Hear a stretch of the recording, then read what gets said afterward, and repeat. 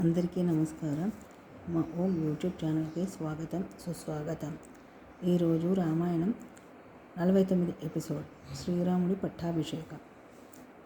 శ్రీరాముడు అయోధ్యకు తిరిగి వచ్చిన తర్వాత అయోధ్య అంతా పండగ వాతావరణంగా మారింది. ప్రజలు ఆనందాన్ని అవధులు లేకుండా పోయాయి. ఎన్నో సంవత్సరాలుగా శ్రీరాముడి రాక కోసం ఎదురు చూస్తున్న అయోధ్య ప్రజలకు ఇప్పుడు తమ ప్రియమైన రాముడు తిరిగి రావడం ఎంతో సంతోషాన్ని ఇచ్చింది. శ్రీరాముడు అయోధ్యకు వచ్చిన తర్వాత గురువులు, మహర్షులు, మంత్రులు కలిసి ఆయన్ను పట్టాభిషేకానికి ఏర్పాటు ప్రారంభించారు. అయోధ్యలోని వీధులన్నీ పూలతో అలంకరించారు. ఇండ్ల ముందు రంగవల్లులు వేశారు. ఎక్కడ చూసినా మంగళ వాయిద్యాలు వినిపించాయి. పట్టాభిషేకానికి పవిత్రమైన జలాలను అనేక పుణ్య నదుల నుంచి తీసుకొచ్చారు. గురువులు వేదమంత్రాలను పఠిస్తూ శ్రీరాముడి పట్టాభిషేక కార్యక్రమాన్ని ప్రారంభించారు. శ్రీరాముడు సింహాసనంపై కూర్చున్నాడు. ఆయన పక్కన సీతమ్మ కూర్చుంది. లక్ష్మణుడు, భరతుడు, శత్రుఘ్నుడు అన్నయ్యకు సేవ చేస్తూ నిలబడ్డారు.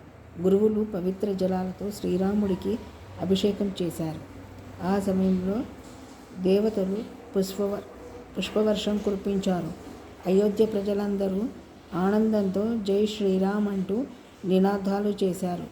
భరతుడు ఎంతో ప్రేమతో శ్రీరాముడి పాదాల దగ్గర నిలబడ్డాడు. శత్రుఘ్నుడు కూడా అన్నయ్యకు సేవ చేశాడు. హనుమంతుడు మాత్రం కొంచెం దూరంగా నిలబడి శ్రీరాముడి భక్తితో చూస్తూ ఉన్నాడు. తన ప్రభువు తిరిగి అయోధ్యకు చేరుకునే రాజుగా పట్టాభిషేకం పొందడం చూసి హనుమంతుడి హృదయం ఆనందంతో నిండిపోయింది. శ్రీరాముడు రాజుగా బాధ్యతలు స్వీకరించిన తర్వాత ప్రజలను తన సొంత కుటుంబంలా చూసుకున్నాడు. ఎవరికీ అన్యాయం జరగకుండా ధర్మాన్ని పాటిస్తూ రాజ్యాన్ని పాలించాడు. ఆయన పాలనలో ప్రజలు సంతోషంగా, ప్రశాంతంగా జీవించారని రామాయణం సంప్రదాయంలో చెబుతారు. ఈ కాలాన్ని రామరాజ్యంగా గుర్తిస్తారు. శ్రీరాముడు పట్టాభిషేకంలో అయోధ్యలో ఆనందం నిండిపోయింది. ఎన్నో సంవత్సరాలుగా ఎదురు చూసిన ప్రజల కోరిక నెరవేరింది. ఇక్కడితో ఈరోజు ఎపిసోడ్ ముగుస్తుంది.